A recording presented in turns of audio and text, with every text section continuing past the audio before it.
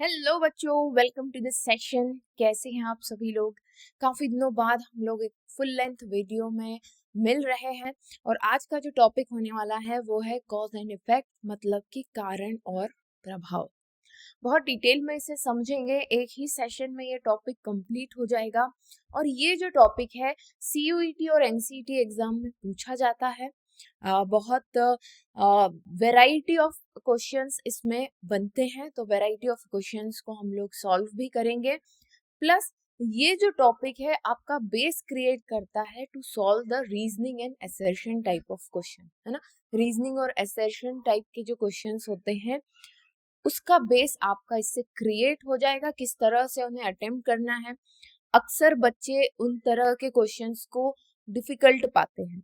और एक चीज और यहाँ पर होने वाली है, जैसा कि आप देख रहे हैं कि ये जनरल टेस्ट पेपर के लिए हम लोग पढ़ रहे हैं, पर कॉज एंड इफेक्ट टाइप के questions, reasoning and assertion type के क्वेश्चंस को सॉल्व करना जब आप यहाँ से सीख जाएंगे, सो सेम चीज आप टीचिंग एप्टीट्यूड पर भी अप्लाई कर सकते हैं। साथ ही अगर आपके डोमेन सब्जेक्ट कुछ इस तरह के हैं जहां से रीजनिंग एंड असर्शन टाइप के क्वेश्चन बन सकते हैं, तो वहां पर भी ये कॉन्सेप्ट आपको हेल्प बहुत करेंगे। ओके, सो चलिए स्टार्ट करते हैं without any delay, cause and effect. Okay, so जैसा कि हम लोग हमेशा करते हैं कि आप पहले हम कॉन्सेप्ट को समझते हैं, तो कुछ दो तीन बेसिक चीजें मैं आपको बताने वाली हूँ, वो आपको ध्यान में रखना है।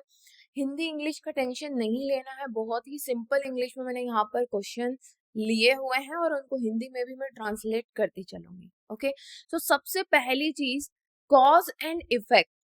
हिंदी मीनिंग क्या है इसका? कॉज का मतलब है कारण और इफेक्ट का मतलब है प्रभाव। तो इस तरह के क्वेश्चन में बेसिकली आपको करना क्या है, इस तरह के क्वेश्चन में आपके सामने दो स्टेटमेंट लिखे होंगे। कितने स्टेटमेंट होंगे?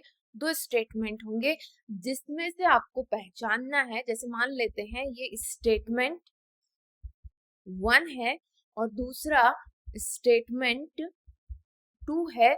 ये जो स्टेटमेंट, जो कुछ भी यहाँ लिखा हुआ होगा, वो देख करके आपको पहचानना है कि कौन सा कारण है और कौन सा प्रभाव है।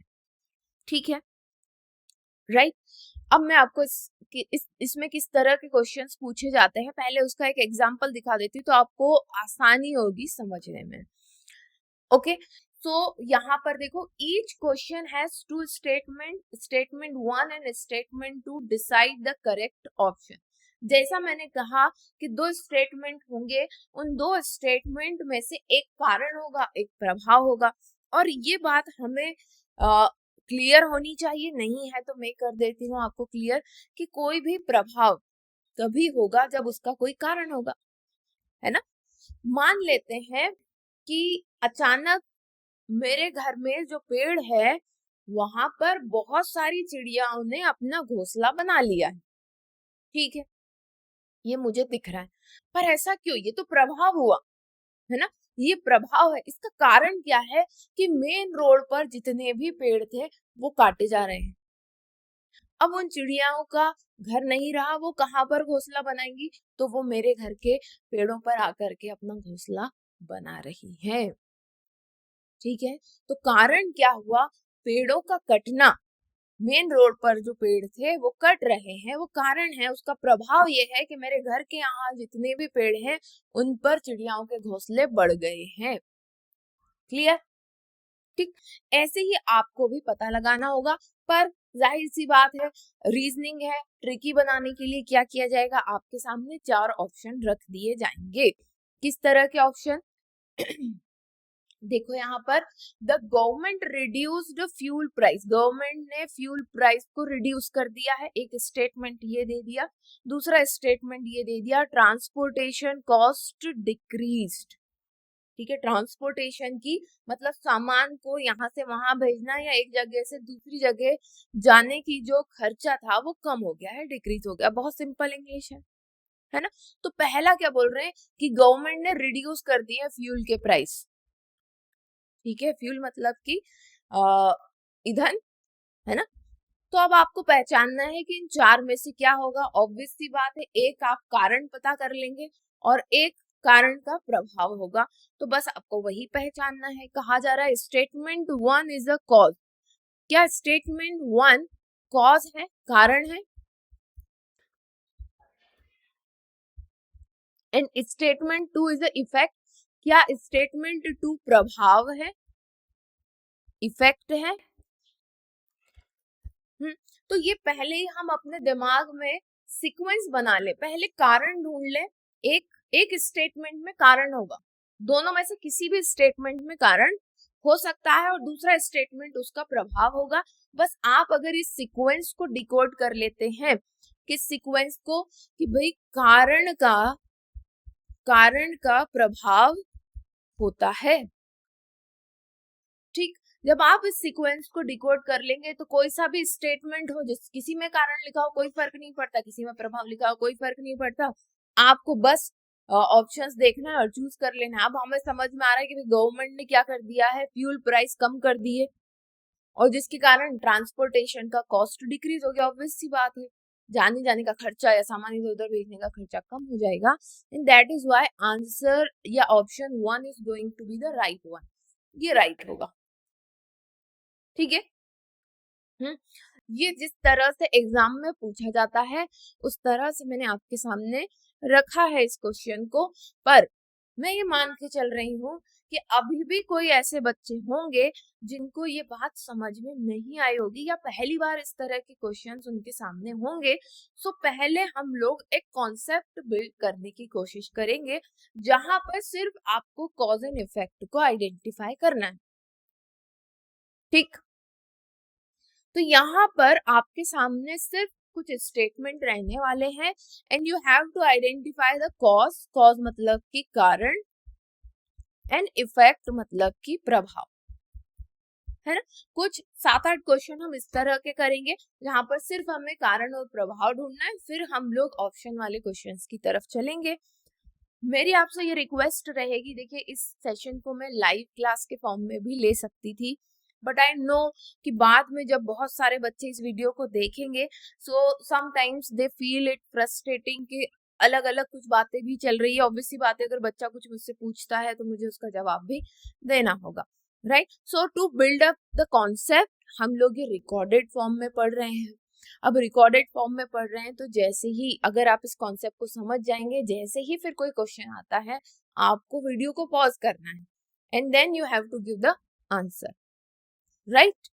चलो, सो स्टेटमेंट वन क्या कह रहा है, थोड़ा सा और मैं इसको जूम कर सकती हूँ, आई थिंक, यस।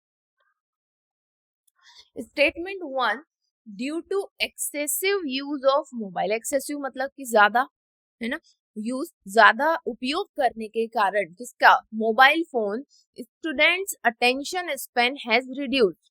ज्यादा मोबाइल यूज करने के कारण, ड्यू टू अपने आप ही समझ में आ रहा है, कारण दिखा रहा है यहाँ पर, है ना। स्टूडेंट्स का अटेंशन स्पैन कम हो गया, ज्यादा समय तक वो बुक या कॉपी में कंसंट्रेट या किसी की बातों में कंसंट्रेट नहीं कर पा रहे हैं। क्यों नहीं कर पा रहे हैं, क्योंकि वो ज्यादा मोबाइल फोन देख रहे हैं। तो यहाँ पर सीधे सीधे समझ में आ रहा है एक्सेसिव यूज, है ना, क्या हो जाएगा answer, excessive use of mobile phone, ये क्या हो गया, कॉज है, कारण है। एंड इफेक्ट क्या है, इफेक्ट क्या है, reduce attention span, reduced attention span, ज्यादा समय तक वो कहीं पर ध्यान केंद्रित नहीं कर पा रहे हैं। क्लियर है, okay. So now in the second question you have to pause the video and have to give the answer by your own। बाकी तो मैं यहाँ पर सॉल्व कर ही रही हूँ, है ना। So because of regular practice the student perform well in the examination. Now cause क्या है यहाँ पर, कारण क्या है, रेगुलर प्रैक्टिस, तो आपको वही लिखना है यहाँ पर, okay. Student perform well in the examination, so performed well, ये क्या हो गया, इफेक्ट हो गया। तो 2-3 हम ऐसे छोटी छोटी एक्सरसाइज कर रहे हैं, उसके बाद हम लोग मेन क्वेश्चंस की तरफ चलेंगे। Okay, now the third question is, I hope it's clearly visible, yes, ठीक है। The school introduced digital classrooms, student scored higher marks. कह रहे हैं कि स्कूल ने डिजिटल क्लासरूम बना दिया और स्टूडेंट्स के मार्क्स बढ़ गए हैं। तो yes, this can be a there is a relation कि डिजिटल क्लासरूम आया, बच्चों का इंटरेक्शन बढ़ा, उन्हें विजुअली चीजें देखने को मिल रही हैं, है ना, तो उनका स्कोर, अंडरस्टैंडिंग बढ़ रही है और उनका स्कोर भी बढ़ जाएगा, right. So what will be the answer? Of course the first is cause and the second one is effect. Second is the cause and first the effect, both are cause, क्या दोनों ही कारण होंगे, या no cause and effect relationship, तो दोनों ही गलत है, तीनों चीजें गलत है यहाँ पर। फर्स्ट इज द कॉज, है ना, introduce digital classroom, that is a cause, ये कारण है, और इस कारण का प्रभाव क्या दिखा, हायर, स्कोर्ड हायर, तो ये क्या हो गया यहाँ पर, ये हो गया इफेक्ट। क्लियर है, मतलब कि ये हुआ प्रभाव, ठीक है ना। Next, the teacher was absent, the principal conducted a meeting. Okay, teacher absent थी और प्रिंसिपल ने एक मीटिंग कंडक्ट कर दी। क्या इन दोनों में कोई कारण या कोई प्रभाव दिख रहा है ना।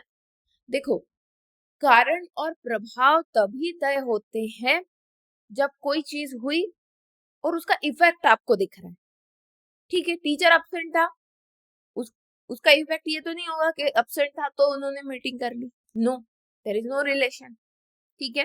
तो there is no cause, just a second, there is no cause and effect relationship, ठीक है, ये भी एक ऑप्शन आपको दिया जा सकता है। चलो नेक्स्ट स्टेटमेंट है, he is intelligent so he read books daily, वो इंटेलिजेंट है इसलिए वो बुक पढ़ता है ना। तो लेट्स से कि ये स्टेटमेंट 1 है और ये स्टेटमेंट 2 है। नाउ यू टेल मी कि कौन सा कारण है और कौन सा प्रभाव है। क्या इंटेलिजेंट लोग ही किताब पढ़ते हैं? ऐसा तो नहीं है, पर हाँ ये बात जरूर है कि अगर आप डेली बुक्स को पढ़ते हैं तो आप इंटेलिजेंट बन जाएंगे, राइट। सो ये जो है ये कॉज है, ये कारण है, और इस कारण का प्रभाव, इफेक्ट ये है कि वो इंटेलिजेंट बन जाएगा, ठीक है, क्लियर है। कहीं पर भी आपको डाउट लगता है कि बात समझ में नहीं आई, कमेंट सेक्शन ओपन है, आप वहां पर कमेंट करके जरूर लिखें, ठीक है। चलो नेक्स्ट क्वेश्चन है, continuous assessment was implemented, learner anxiety reduced. Continuous assessment समझते हो ना, टीचिंग एप्टीट्यूड के अगर कुछ भी 2-3 भी वीडियो देखे होंगे तो कंटिन्यूअस असेसमेंट का मतलब समझ में आया होगा आपको। अगर नहीं समझे तो एक एग्जाम्पल आपकी ही स्कूल लाइफ से आप ले सकते हैं कि एक जो आपका 1 साल होता है वो 2 पार्ट में टर्म 1 टर्म 2 में बटा होता है। टर्म 1 के लास्ट में SA1 होता है, टर्म 2 के लास्ट में SA2 होता है ना, समेटिव असेसमेंट। और एक आपका होता है फॉर्मेटिव असेसमेंट, जहां पर आपसे छोटे छोटे क्वेश्चन पेपर्स को सॉल्व कराया जाता होगा, 10 या 20 मार्क्स के आपको प्रोजेक्ट दे दिया जाता होगा। वो जो एक सेमेस्टर में या एक टर्म में आपसे जो छोटे छोटे काम करवाए जाते हैं ना, प्रोजेक्ट करवाना, MCQ शीट्स को सॉल्व करवाना, ये सब कंटिन्यूअस असेसमेंट हुआ, है ना। लगातार पूरे महीनों, हर एक महीने में कुछ ना कुछ आपकी एग्जाम ली जा रही है। उससे क्या हो रहा है कि लास्ट में आकर के आपको एग्जाम को लेकर के ज्यादा डर नहीं है, क्योंकि थोड़ा थोड़ा आप उन चीजों में पढ़ते जा रहे हैं ना, पढ़ाई हो रही है, तो लास्ट में आपके ऊपर बर्डन नहीं है, तो आपके ऊपर एनेक्सिटी जो घबराहट होती है एग्जाम को लेकर के वो कम हो जाती है, ऑटोमेटिक हो जाती है, आपको पता भी नहीं चलेगा, ठीक है। So continuous assessment was implemented, learners anxiety reduce हुई है। तो क्या इनमें रिलेशन है? हाँ बिल्कुल है। तो कॉज क्या हो गया, कंटिन्यूअस असेसमेंट, इफेक्ट क्या हो गया, रिड्यूस एनेक्सिटी, डर कम हो गया। तो दोनों सही है। विच वन इज करेक्ट, आपसे ये पूछा गया which one is correct. Both A and B is correct, है ना, कि एक कंटिन्यूअस असेसमेंट कॉज है और रिड्यूस एनेक्सिटी इफेक्ट है। Moving to the main part of our session. अभी हम जैसे एग्जाम में पूछे जाते हैं, अभी हम आइडेंटिफाई करना सीख गए हैं, है ना। क्या आइडेंटिफाई करना हमने सीखा है, हमने ये सीखा है कि एक कारण और एक प्रभाव हो सकता है, कोई भी हो सकता है, या तो स्टेटमेंट 1 हो सकता है या स्टेटमेंट 2 हो सकता है। अगर स्टेटमेंट 1 कारण है तो स्टेटमेंट 2 प्रभाव होगा, अगर स्टेटमेंट 2 कारण है तो स्टेटमेंट 1 प्रभाव होगा। ठीक है, तो फिर दूसरा ये भी हो सकता है कि नो रिलेशन, अरे नो रिलेशन, दोनों में कोई रिलेशन भी ना हो, ये भी एक हो सकता है। या दोनों ही कॉज भी हो सकते हैं, है ना, both can be cause, sorry both can be effect, है ना, both can be effect of common cause, ये भी एक ऑप्शन आ सकता है। या फिर फोर्थ नो रिलेशन, जैसा ये तो बात हो ही गई हमारी, है ना, खैर इसको लिखने की जरूरत नहीं, जैसे यहाँ दिया हुआ है। अब हम ये पहला वाला ऑप्शन तो आपको समझ में आ जाएगा, दूसरा भी समझ में आ जाएगा, इंटरचेंज की बात है। Both are effect of common cause, एक ही कारण के दो प्रभाव दिए हो सकते हैं, ये भी एक ऑप्शन हो सकता है। और no cause and effect relationship, तो ये तीन के हमने एग्जाम्पल देख लिए हैं। चौथा क्वेश्चन हमारे सामने, चौथे जो ऑप्शन है उस टाइप का क्वेश्चन नहीं आया है, वो अभी आएगा हमारे सामने। ठीक है, चलो सो क्वेश्चन 2 से स्टार्ट करते हैं हम लोग। सो क्वेश्चन 2 ये कह रहा है कि the student revised the syllabus regularly, student ने सिलेबस को रेगुलरली रिवाइज किया। The student perform well in CUET examination. अभी हमको आइडेंटिफाई करना है कि चारों में से कौन सा ऑप्शन सही होगा, है ना। तो statement 1 is cause and statement 2 is the effect, सही बात है। रेगुलर रिवाइज करना, राइट, रेगुलरली रिवाइज करना, दैट इज अ कॉज, कारण हुआ। और उसका इफेक्ट क्या हुआ कि परफॉर्म्ड वेल। तो option 1 is the right one, सीधे सीधे आ गया हमारे सामने। ठीक है, अपने से आप लोग सॉल्व करके देखिएगा इसके ऊपर।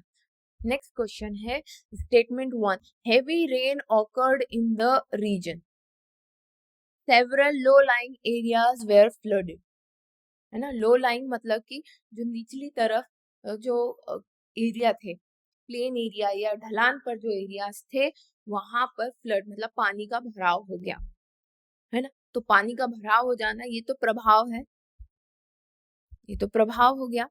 कारण क्या रहा उसका, heavy rain occurred, heavy rain, तो ये क्या हो गया, कारण हो गया। So statement 1 is a cause and statement 2 is the effect. Option number 1 is going to be the right one. ठीक है, next question number 4, online classes were introduced, statement 2, student spend more time on screen. ठीक है, जब से online classes introduce हुई हैं, बच्चों का स्क्रीन टाइम ज्यादा हो गया है, स्टूडेंट का स्क्रीन टाइम ज्यादा हो गया है। ऑब्वियस सी बात है, बिल्कुल सही है। So this is the cause and this is effect, option number 1। ठीक है, अभी कॉम्प्लेक्सिटी बढ़ेगी, आपको लग रहा होगा सीधा सीधा क्वेश्चन दिखाई दे रहा है ना। So the population of the city increased rapidly, city की पॉपुलेशन बहुत तेजी से बढ़ी है। ट्रैफिक कंजक्शन इंक्रीज, ट्रैफिक जो है बहुत ज्यादा बढ़ गया है। ठीक है, अब बताओ यहाँ पर क्या ये कौन सा इसमें से कॉज है, कौन सा इसमें से इफेक्ट है, बताओ।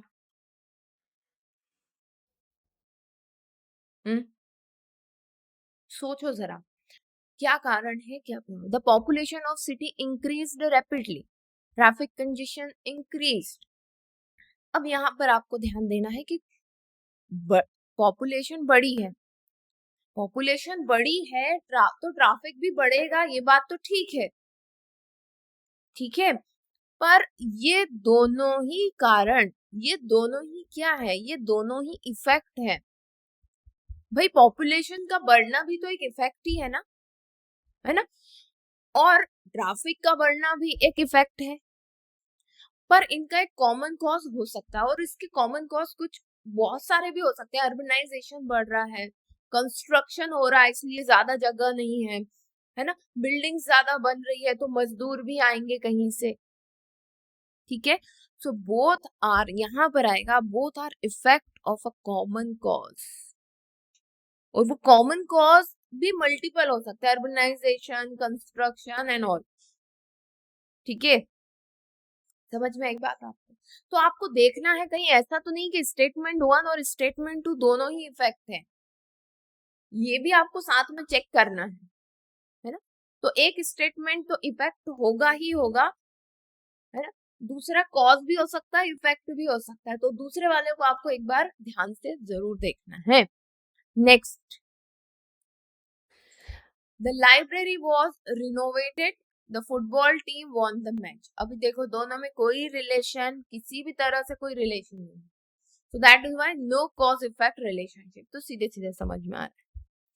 The price of vegetable increased sharply, बहुत तेजी से जो है वेजिटेबल के प्राइस इंक्रीज हुए हैं। The government announced a relief package for farmers, government ने फार्मर्स, किसानों के लिए रिलीफ पैकेज, मतलब उन्हें कुछ अनुदान दिया है। और सब्जियों के दाम बढ़ना, क्या इनमें कोई रिलेशन है? No, right. So sorry, option number D. Clear? अभी हम लोग एक कॉन्सेप्ट बिल्डिंग पर काम कर रहे हैं, ठीक है। हालांकि इसी तरह के क्वेश्चन सीयूईटी और एनसीईटी में पूछे जाते हैं, सो आपको ऐसा नहीं सोचना है कि तो बहुत ही इजी है ना। इसी में देखो, जैसे अभी हमने ऊपर क्वेश्चन देखा तो ट्रिकी हो गया वो, अगर हमने उसको उस पर्सपेक्टिव से नहीं सोचा, ठीक। तो क्वेश्चन सिंपल ही होते हैं, ये हमारा नजरिया है कि हम एक क्वेश्चन को एक स्टैंडर्ड लेवल से देखें। चलो आगे बढ़ते हैं। Many students failed the examination. The question paper was lengthy. ठीक है, बहुत सारे बच्चे फेल हो गए, तो क्वेश्चन पेपर वाज लेंथी। अब बताओ, बहुत सारे बच्चों का फेल हो जाना ये तो इफेक्ट है, और उसका कारण क्या है, कॉज क्या था कि भाई पेपर बहुत लेंथी था। तो statement 2 is cause and the statement 1 is effect, ठीक है। Next question, the government increased spending on higher education, the number of research publication increased, ठीक। बोल रहे हैं कि गवर्नमेंट ने हायर एजुकेशन में ज्यादा खर्चा, मतलब हायर एजुकेशन के लिए जो बजट था वो बढ़ा दिया, उस पर ज्यादा खर्च कर रही है हायर एजुकेशन, इसलिए नंबर ऑफ रिसर्च पब्लिकेशन। अब खर्च कर रही है का मतलब क्या है, जो रिसर्च करने वाले लोग होते हैं उन्हें पैसा दिया जाता है ताकि वो एक पर्टिकुलर डायरेक्शन में रिसर्च करें और अपनी रिसर्च दुनिया को बताएं कि भाई इंडिया में ये चीजें हो रही है, तो उसके लिए पैसा दिया जाता है रिसर्च करने के लिए, वही बात यहाँ लिखी हुई है। तो बिल्कुल सही है, अगर स्पेंड ज्यादा किया जाएगा तो नंबर ऑफ पब्लिकेशन बढ़ेंगे। ओके, तो statement 1 is going to be the right one. ऊपर वाला कॉज है ना, और नीचे वाला क्या है, इफेक्ट है, right.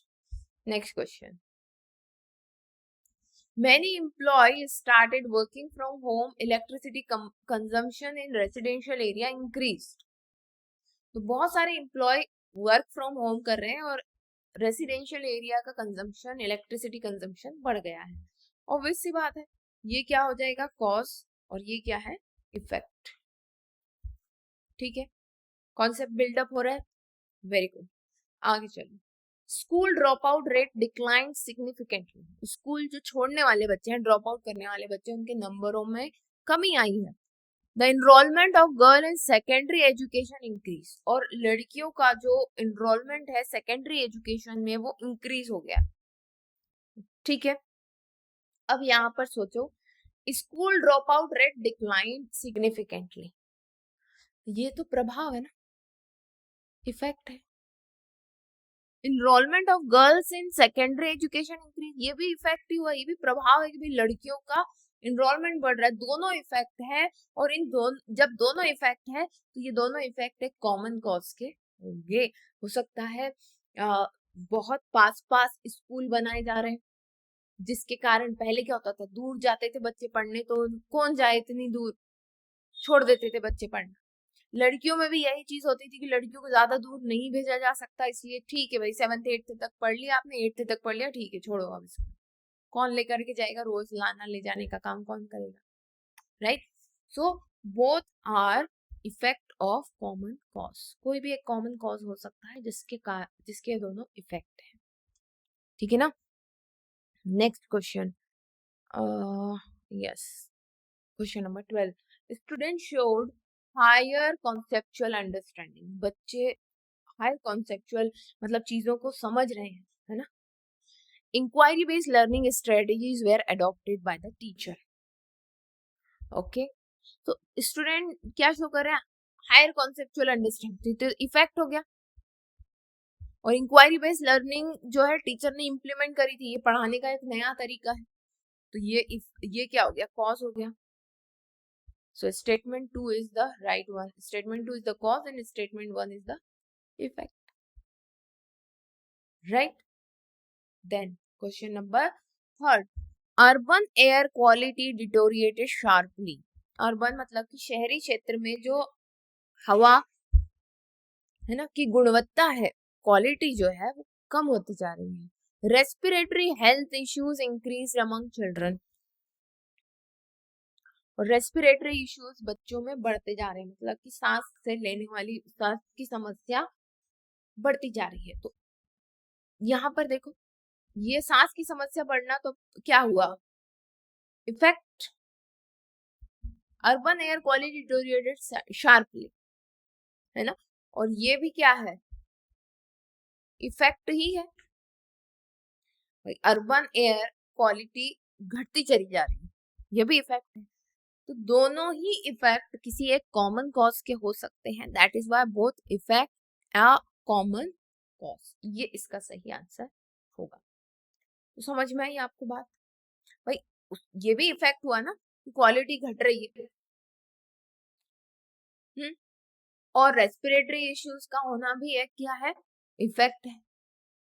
So both are effect of a common cause. अब कॉमन कॉज क्या हो सकता है, वही इंडस्ट्रियलाइजेशन हो सकता है, कंस्ट्रक्शन होना हो सकता है, ठीक। तो इस तरह के ये क्वेश्चंस हमारी एग्जाम में पूछे जाते हैं। सो आई होप कि आप सभी को कॉज एंड इफेक्ट के जो 4 सिचुएशन होती है वो समझ में आ गई होगी। और इसके बाद जो नेक्स्ट सेशन होगा वो रीजनिंग और एसेशन का होगा, और वो ये दोनों एक दूसरे से किस तरह अलग है उस पर भी बात करेंगे। प्लस ये जो कॉन्सेप्ट आपने सीखा है इसको थोड़ा और हायर लेवल पर हम रीजनिंग और एसेशन पर यूज करते हैं, ठीक है। और क्या डिफरेंस है वो भी हम लोग जानेंगे, पर वो होगा नेक्स्ट क्लास में। आई होप कि ये सेशन आपके लिए हेल्पफुल रहा होगा। जैसा भी आपको ये सेशन लगा हो नीचे कमेंट सेक्शन में जरूर बताइएगा। फिर जल्दी मिलते हैं नेक्स्ट सेशन में, तब तक के लिए best of luck and bye bye.